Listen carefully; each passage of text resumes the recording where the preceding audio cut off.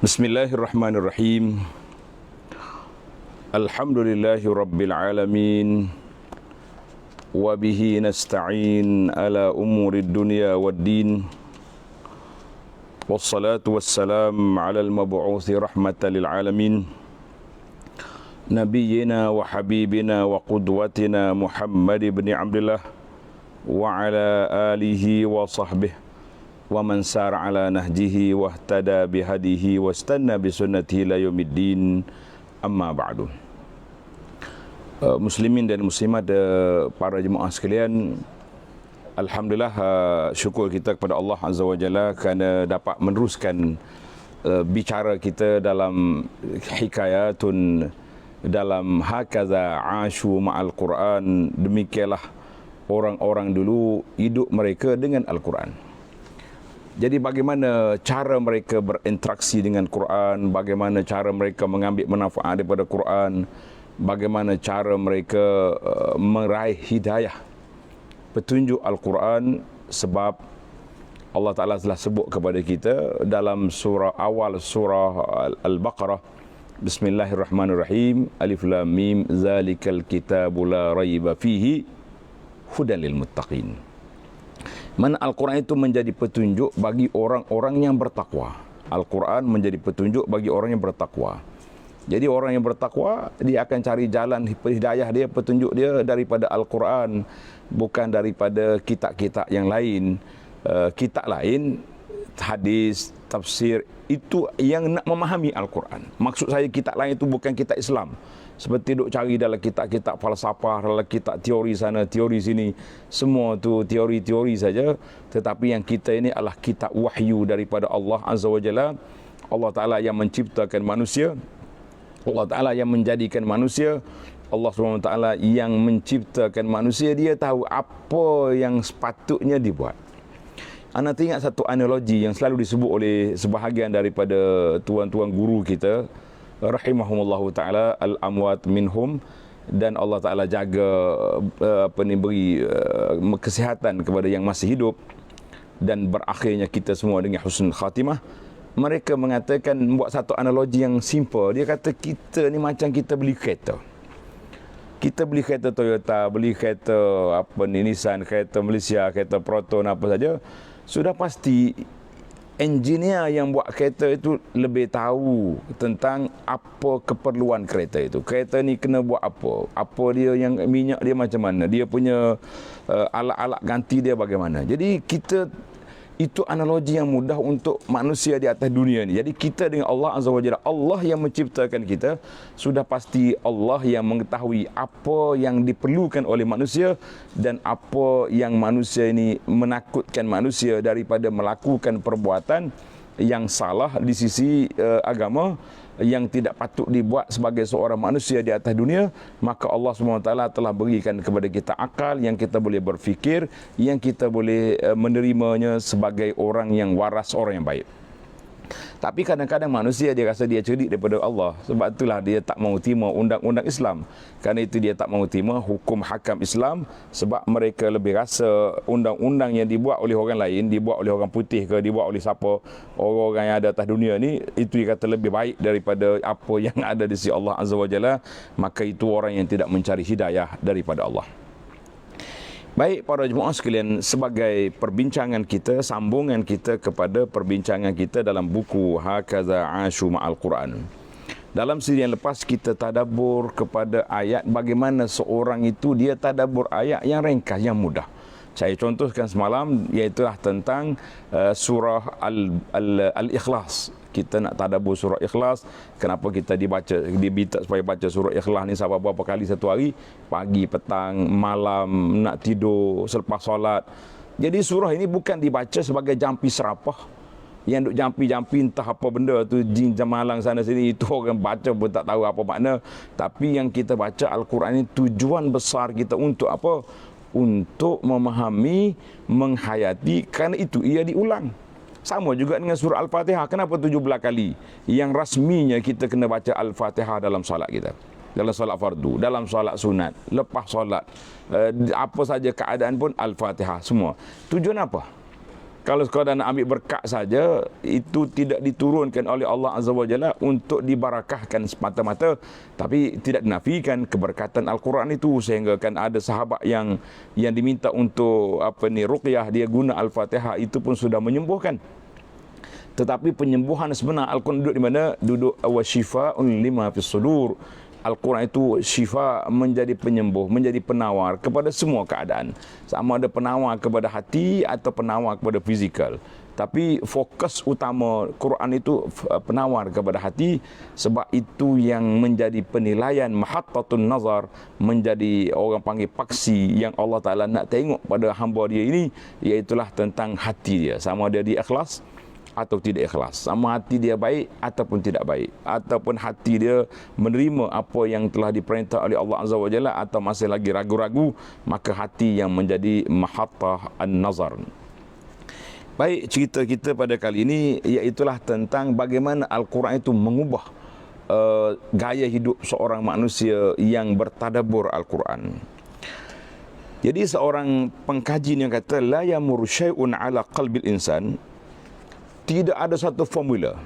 Tuan-tuan boleh tanda, tidak ada satu formula, tidak ada satu kekuatan, tidak ada satu magic kuasa yang kuat yang boleh mengubah hidup seorang manusia, hati manusia ni, lebih daripada Al-Quran, kalamullah Azza wa Jalla, lebih daripada Al-Quran.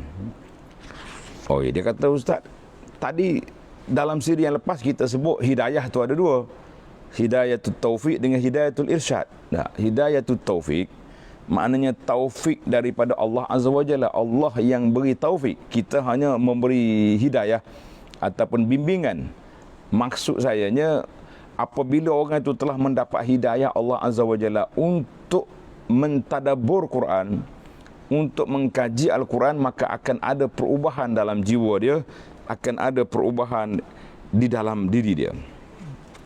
Kata di sahabat kita yang bertadabbur ayat ini, dia kata, setiap kali aku baca ayat-ayat yang Allah Ta'ala puji para anbiya, yamtadhullahu fi anbiya'ahu, bila aku baca ayat yang Allah Ta'ala puji para anbiya, para nabi dan orang-orang yang soleh, bagaimana tinggi kedudukan mereka di sisi Allah Azza wa Jalla. Kadang-kadang orang yang tinggi di sisi Allah, tapi dia di sisi makhluk kita pun tak tahu, tak apa nak kenal pun dia. Yang duk cari glamour ni Allah Ta'ala saja. Mallahu bi alim. Allah Ta'ala saja yang mengetahui kedudukan mereka. Kita tak ada usaha, tak ada kemampuan untuk menilai kedudukan mereka. Di antara ayat yang aku tadabbur, dia kata surah Al-Anfal. Surah Al-Anfal ayat 33. A'udzubillahi minasyaitanirrajim. Wa ma kana Allahu liyu'azzibahum wa anta fihim. Allah Ta'ala tidak akan azabkan hamba ini, umat Muhammad sallallahu alaihi wasallam ini, ketika Nabi bersama mereka. Wa ma kana Allahu liyu'azzib wa anta wa ma kana Allahu mu'azzib wa hum yastaghfirun. Maknanya satu lagi ayat yang sama, Allah Ta'ala tidak azab mereka dalam keadaan mereka beristighfar. Jadi di sini ada dua ayat. Ayat ini zaharali, ayat ini zahir, jelas kepada aku bahawa Allah SWT telah memuliakan Nabi kita Muhammad sallallahu alaihi wasallam. Allah Ta'ala muliakan Nabi Muhammad sallallahu alaihi wasallam. Fali'izami makanatihi indahu sallallahu alaihi wasallam, besarnya kedudukan Nabi sallallahu alaihi wasallam di sisi Allah Azza wa Jalla, maka Allah tidak akan azabkan umat ini sedang Nabi bersama mereka. Jadi aku fikir tentang umat dulu. Ini dia panggil ilmu berfikir, ilmu tafakkur, ilmu tadabbur. Kita jangan duk baca ayat pakai tengok gitu je. Nah, akhir sekali oleh kerana Nabi ni punya kemakanah yang tinggi, kedudukan yang besar, kita pun buat nasib-nasib, buat nyanyi, kau duk bergendang dalam masjid. Kita kata bukan itu cara kita nak ta'zim, kita nak mengagungkan baginda Nabi sallallahu alaihi wasallam. Sebab dia ada cara dia sendiri, ada SOP dia yang perlu kita hayati, yang perlu kita belajar, yang perlu kita ambil iktibar dan pengajaran. Jadi aku di sini aku nampak bagaimana Allah SWT ikram, muliakan baginda Nabi sallallahu alaihi wasallam sehingga tidak diazabkan umat ini. Ada juga tu. Ada juga yang orang yang kena azab di zaman Nabi. Contoh siapa? Kalau siapa boleh tahu, jawab.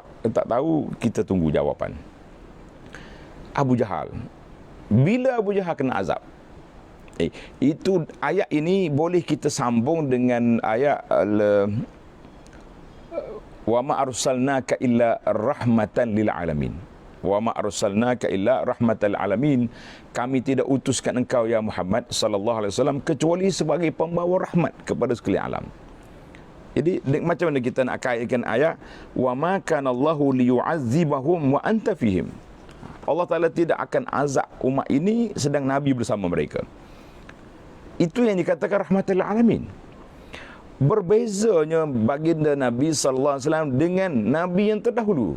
Nabi lain, umat dulu, mereka mati depan mata Nabi. Mereka mati depan mata Nabi dia. Contoh yang pertama yang paling besar yang kita nampak, Nuh alaihissalam. Waktu Nabi Nuh naik atas bahtera, Nabi Nuh nampak ke tidak umat dia tenggelam seorang, termasuklah anak dia. Tengok dalam ayat Tuhan sebut, ya bunayya yarkam ma'ana wala takum ma'al kafirin. Anak naik, mu jangan duduk sekali dengan puak kafir tu, mati kau. Anak dia sombong. Ini apa ni, aku nak lari atas bukit lah. Nuh kata la asimal yaum min amrillah. Tak ada siapa boleh selamat hari ini daripada azab Allah. Mati depan mata. Kemudian mari pula umat Nabi Lut. Nabi Lut keluar daripada kampung ini malam ni juga. Wala yaltafit minkum ahadun. Jangan seorang pun berpaling tengok. Kalau paling, kena sekali. Siapa yang berpaling? Siapa yang tak mau ikut? Bini dia. Sallallahu salamata wal afiyah. Kita main dengan ya, inilah yang kata semalam yang kita dah bincang, bagaimana pentingnya suami mesti pastikan manhaj isteri dia biar sama kepala dengan kita. Tidur sebantar, duduk serumah, duduk satu selimut, tapi kalau otak dia lain, suaminya cinta kepada sunnah, bininya cinta kepada benda lain, kita akan huru-hara atas dunia ni. Suaminya cinta kepada Al-Quran, bini duk cinta dengan lagu-lagu, dengan nyanyi-nyanyi, itu pun huru-hara. Jadi pastikan pasangan masing-masing biar ada satu keserasian dalam cita rasa beragama. Selesai makan minum tak apalah, nak berbeza pun. Dah dia rajin nak buat, ikut. Kita nak makan nasi ni, dia nak makan nasi tu. Buat, saya makan. Tak ada masalah. Tapi dalam bab beragama mesti bersama. Nabi Musa AS, dia tengok apa yang sudah jadi kepada mendiang Fir'aun dengan geng-geng dia. Jadi Nabi SAW tidak ada istiqsal. Bahasa Arab kata istiqsal ni, orang mengaji Arab yang tulis. Istiqsal maknanya azab yang menghancurkan semua sekali. Tidak ada. Sebab rahmatan lil alamin. Baik, dalam ayat ini, waktu Nabi kita ada, Allah Ta'ala tidak akan azab, tidak akan binasakan umat ini dengan adanya Nabi SAW. Kemudian satu lagi, Allah tidak akan binasakan umat ini wahum yastaghfirun, sedang mereka beristighfar. Sekarang ni baginda Nabi SAW sudah wafat. Jadi yang ada depan kita apa dia? Istighfar. Jadi banyakkanlah istighfar. Istighfar pagi, petang, siang, malam kita diajak istighfar. Waktu pagi kita istighfar, astagfirullah.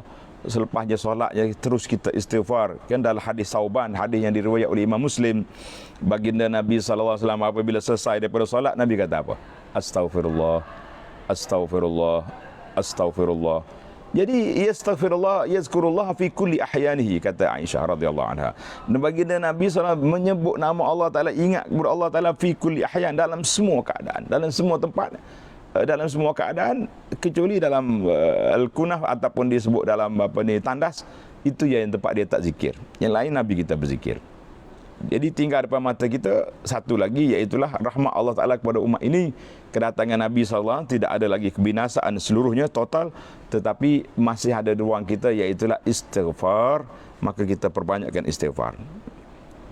Baik, kata di sahabat ni yang wa ata'ammal kazalika, aku perhati pula kepada rahmat Allah Ta'ala kepada Sayyidina Ibrahim AS. Dalam ayat Suratul Nahli ayat 120. Hari ni kita tak baca ayat tadabbur macam biasa.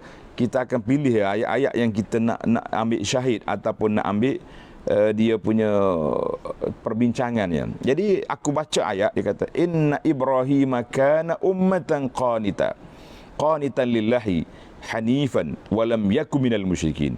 Inna Ibrahim kana ummah. Ibrahim ni ummah, seorang dia.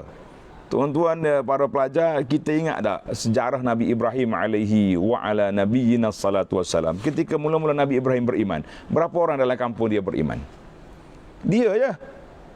Kemudian mari pula isteri dia Sarah sebelum Hajar tu mak Ismail kan. Jadi Sarah dulu beriman. Kemudian siapa lagi yang ikut Nabi Ibrahim? Lut, anak saudara dia. Itu je. Tapi Allah Taala sebut kana Ibrahim inna Ibrahim kana ummatan fi wahdihi. Ummah dia ni maknanya satu tokoh, satu figure yang besar, sebab dia akan merubahkan perjalanan syirik di atas dunia ini dengan tauhid kepada Allah Azza wa Jalla. Kita kadang-kadang waktu kita mula dakwah, waktu kita mula berdakwah ni, kita seorang kita ya dulu. Kita balik kampung, lepas kita belajar, kita mari kampung kita buat surau, buat balasah. Kelantan kata balasah ni musalla lah. Musalla. Berapa dia lagi? Engkau awak ni panggil apa? Balasah. Balai sah sebenarnya. Balai sah. Kemudian buat surau, akhir-akhir naik tarah masjid. Jadi semua tempat yang ada itu menunjukkan kepada kita bahawa permulaan itu tidak ramai, tapi ummah. Inna Ibrahim kana ummah. Kalau ada pelajar-pelajar ni suka baca cerita Ibrahim, ada sebuah kitab, beli ni kitab, tajuk dia diambil dengan ayat ini, Inna Ibrahim kana ummah. Besar gini kitab, dia bincang tentang Nabi Ibrahim, tentang dakwah Ibrahim. Anak rasa sangat menarik cerita itu. Qanitan lillahi, orang yang kuat ibadat dia kepada Allah Azza wa Jalla, hanifan, yang lurus perjalanan agama dia, walam yakum minal musyrikin. Ibrahim bukan dari kalangan orang-orang musyrik. Kemudian wa qawluhu anhu, Allah Taala sebut juga innahu kana siddiqan nabiyya dalam surah Maryam ayat 41.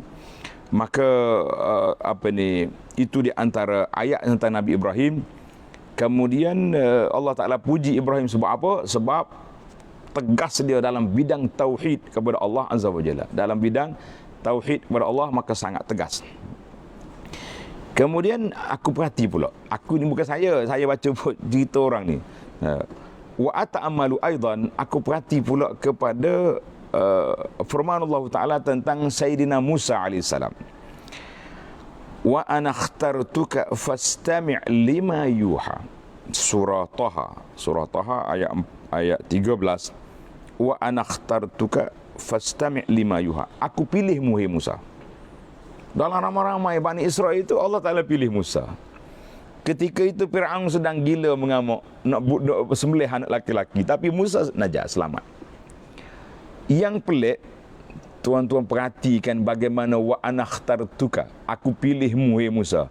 Musa ni ajaib daripada dia belum lahir sampai dia lahir, sampai dia besar, sampai dia tua. Firaun sedang mengamuk, duk cari anak laki-laki. Tiba-tiba anak laki-laki ni mari dalam bekas. Kita kata dalam raga gitulah. Hanyut sampai ke pengkalan Firaun. Firaun pula ambil. Wallahi, kalau Firaun tu Tuhan, kalau Firaun tu ada kuasa, budak ni lah nak lawan aku ni, tak masuk dalam sungai, selesailah masalahnya. Engkau pergi ambil buat apa? Menyusahkan diri, kata orang. Tapi Allah nak malukan Firaun, nak jatuhkan Firaun. Sebab apa? Sebab dia angkuh sombong. Bila dia bercakap, takabur. Wa hadhil anharu tajri min tahti. Ini tengok sungai ni, sungai-sungai duduk berjalan di atas, di bawah istana aku. Tuan-tuan kena ingat, manusia ni sebagaimana kata di ahli fikir, innal bala'a muwakkalun bil mantiqi. Tulis kata-kata innal bala'a muwakkalun bil mantiqi. Kadang-kadang bala tu dia mari dengan sebab cakapan kita, dengan sebab kita buah besar lagu ni, maka bala mari macam tu. Tengok Firaun duk angkuh sombong, dia mengaku jadi Tuhan, duduk mengaku sungai ini mengalir di bawah istana dia. Akhir sekali Allah Taala tenggelamkan dia, mati dalam air. Tengok, Allah Taala balas hinakan orang itu dengan perbuatan dia. Siapa lagi yang zaman Nabi Musa tu? Mendiang Qarun. Qarun tu bila orang larang dia, dia kata, ya Qarun, mu ni jangan sombong. Dia kata apa? Haza ilmin min indi. Ini ilmu aku, kepakaran aku. Engkau jangan duduk dengki aku, jangan duduk hasad dengan aku. Akhir sekali dia dengan harta dia ditelan oleh bumi. Orang kata Kelantan sengak-sengak duduk telan sampai hari ni tak habis-habis lagi. Jadi itu, maka bila aku perhatikan ta'amul kepada Nabi Musa AS, bagaimana Allah sayang kepada Musa daripada belum dia lahir sampai dia dilahirkan. Fir'aun tak nak buat apa-apa, bahkan Allah Ta'ala hantar dia ke istana Fir'aun. Kemudian wa idza khifti alaihi fa'alqihi fil yammi. Sambung buat hafal Quran belakang ni. Fa'alqihi fil yammi. Inna radduh ilaiki wa ja'iluh minal mursalin. Tengok. Allah janji, kalau mu takut, campur anakmu dalam sungai ni. Inna radduh ilaiki. Aku hantar balik mu ke budak ni, hantar balik kamu. Ajaib wallah.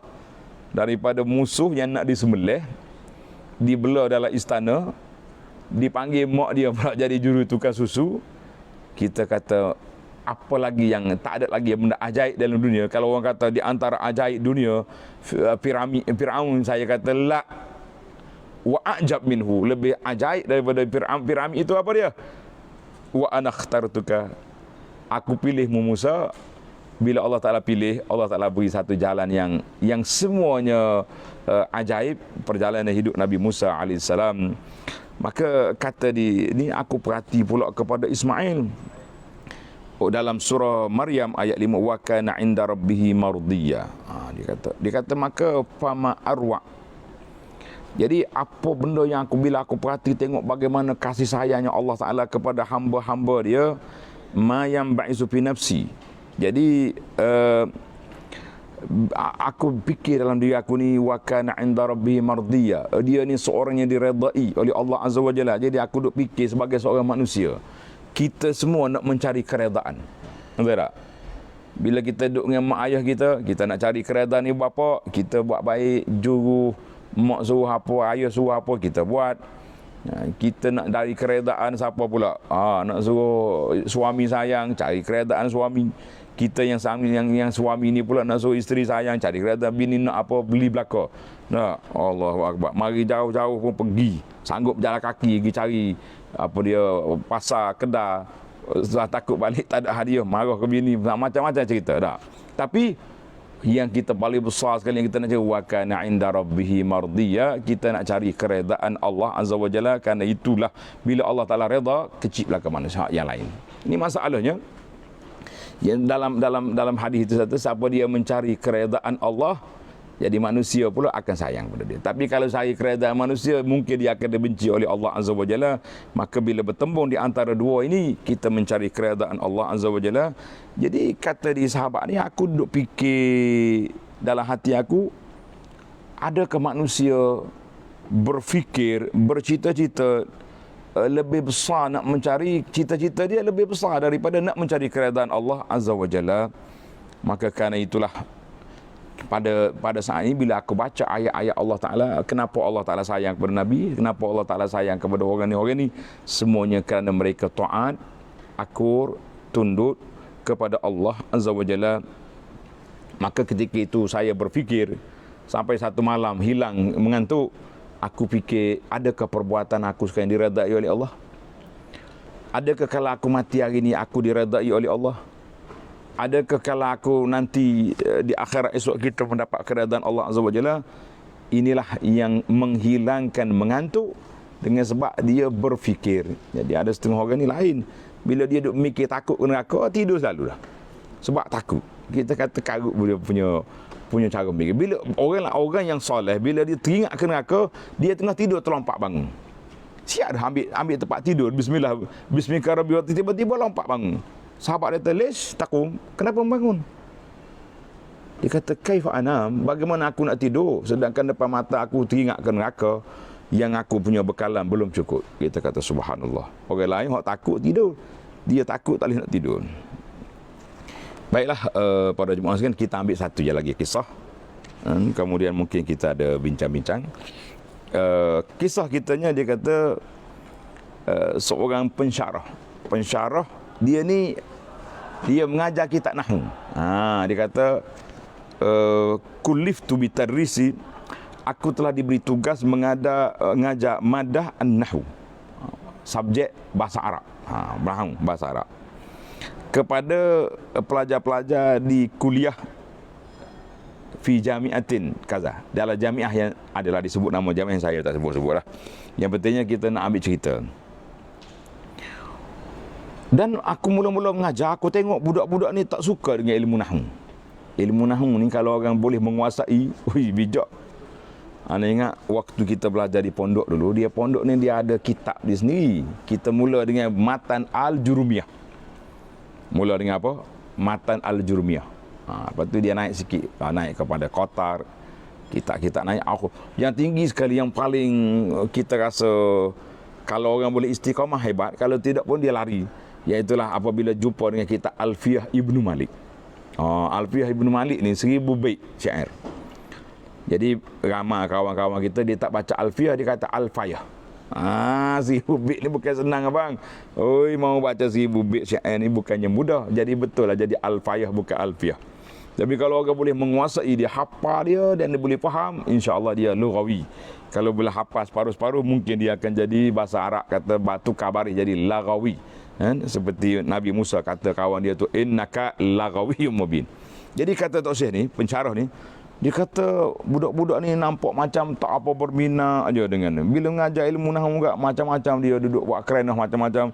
Dia duduk tanya aku tentang majaz dalam Quran, dia tanya huruf zaidah, dia kata adakan dia kata apa zaidah. Bolehkah kita kata huruf zaidah dalam Quran, macam-macam. Jadi aku satu hari dia masuk dalam kelas, budak-budak tulis di saburah, di whiteboard dia tulis walastu binahwiyyin yaluku lisanahu walakin saliqiyun yaqulu fayu'ribu. Sedap dia kata. Dia komen guru dia. Dia kata aku ni bukanlah seorang ahli nahwu yang duduk belik lidah-lidah nak bercakap Arab, tapi saliqi. Cukuplah kita orang Arab ni kita bercakap dengan bahasa yang sudah sedia ada dalam jiwa kita. Dia kata fa'adraktu, aku dapat kesan bahawa budak-budak ni macam mana kita nak perbetulkan persepsi mereka supaya mereka ni lebih berminat untuk mengaji bahasa, mengkaji Al-Quran dari sudut bahasa Arab. Jadi aku pun tanya pelajar-pelajar semua, saya mau tanya ni soalan bahasa Arab ni. Dia kata membuka surah Al-Kahfi ayat 97, cerita siapa dia tu yang tebuk ni Zulqarnain. Zulqarnain kan dia buat tembok. Jadi bila dia buat tembok, Allah Taala sebut dalam ayat surah Al-Kahfi 97, famasta'u, tengok, famasta'u an yazharuhu wa mastata'u lahu naqbah. Perhati tengok, ada dua kalimah. Famasta'u, mereka tak mampu nak naik atas bukit ni, bukit tembok aku buat ni. Orang Kelantan kata tak mampu nak rukah. Tak, bahasa lain Kelantan kata rukah. Rukah ni maknanya nak mendaki naik, tak mampu. Tapi wa mastata'u lahu naqbah, lagi tak mampu kali nak korek. Tengok bahasa Arab kata ziyadatul mabna tadullu ala ziyadatil makna. Maknanya kalau bertambah huruf, tambah lagi dia punya makna. Yang pertama famasta'u, yang kedua wa mastata'u. Jadi aku cakap dia, siapa dia boleh jawab dalam sudut bahasa kenapa dua kali ayat ni famasta'u famastata'u? Tak boleh jawab. Dia kata aku nak suruh pelajar-pelajar nahwu ni biar celek mata bahawa bahasa Arab ni bahasa Al-Quran. Kalau kita boleh menguasainya, kita akan jadi hebat, jadi orang panggil jadi lagi mantap. Dia percakapan. Jadi akhir sekali aku bagi mohlah. Tak apa, kita muhadarah depan, kamu semua jawab. Jadi pakat cari, budak-budak ni cari, ada tak boleh jawab sampai ke minggu depan baru kita boleh Syekh ni bagi cerita. Bagi maklum kepada pelajar, Sama juga dalam ayat dalam surah Al-Kahfi juga, dalam cerita Nabi Musa alaihissalam tu. Nabi Musa dengan Khadir, kan? Nabi Musa dengan Khadir tu, apa ni ayat dia lah. Dia sebut tentang cerita yang bila dicerita jadi kuranglah dia punya rasa pelik tu. Tak apalah, yang penting kita sesah ni dulu. Maka bila pada minggu depan Syekh pun jawab, berbezanya famas ta'u, mu tak mampu nak naik, tapi famas ta'u lahu nakbat, lagi kamu tak mampu kalau kamu nak tebuk. Maknanya aku punya tembok ni buat daripada besi dengan campur dengan batu ni, memang tak boleh nak tebuk langsung lah. Nak korek langsung tak boleh, nak naik pun tak boleh juga. Itu dipanggil bahasa Al-Quran. Setiap kali ayat yang bertambah ayat, tambah, dia ada benar. Kemudian sesar masalahnya, aku jawab. Pada fil muhadarati allati tali ba'daha, muhadarah selepas daripada itu pula, aku tanya soalan lain pula. Dia kata, awalam yarau ila at-tayri fawqahum saffatin wa yaqbid. Saffatin wa yaqbid. Mu tengok ke ada burung di udara tu. Safat wa yakbid, buka sayap tutup sayap, buka sayap tutup sayap, dia relax gitu ya terbang. Cuba kita tengok kak ni, kita ni rajin tengok TV ni, dia panggil National Geographic apa benda yang duduk main benda pelik-pelik tu. Kita tengok cari burung kat sana. Ma yumsikuhunna illa ar-rahman, ma yumsikuhunna illa ar-rahman innahu bikulli syai'in basir. Kemudian dia tanya, kenapa addal fi'la, kenapa dia guna fi'al awalam yarau ila at-tayr. Tengok, awalam yarau ila at-tayr, adakah kamu tak tengok kepada burung? Sedangkan boleh je kita gunakan awalam yarau at-tayr. Kenapa mu tak tengok burung? Kenapa dia guna ila? Sudah. Kamu walima qala saffatin wa yaqbid, buka tutup dia punya sayap. Wahakata. Maka pelajar-pelajar ni pun jadi dia panggil peliklah dia tu. Kenapa bila ditanya soalan-soalan dengan Al-Quran, maka kata di Tuan Syekh yang mengajar subjek ni, selepas daripada perbincangan banyak tentang ayat-ayat ini, waqad ra'aitu samarah. Bila kita tadabbur Quran dan kita kait dengan ilmu bahasa Arab, tata bahasa Arab, jadi aku nampak kesan kepada pelajar-pelajar ini lebih baik daripada sebelumnya. Sebab apa? Mereka dah mula rasa nak faham Quran perlu kepada ilmu bahasa Arab, perlu kepada ilmu tata bahasa Arab, ilmu nahwu ni, ilmu sarah, ilmu balaghah. Maka ketika itulah baru aku mula kaitkan setiap pelajaran nahwu kita tu dengan bahasa Arab.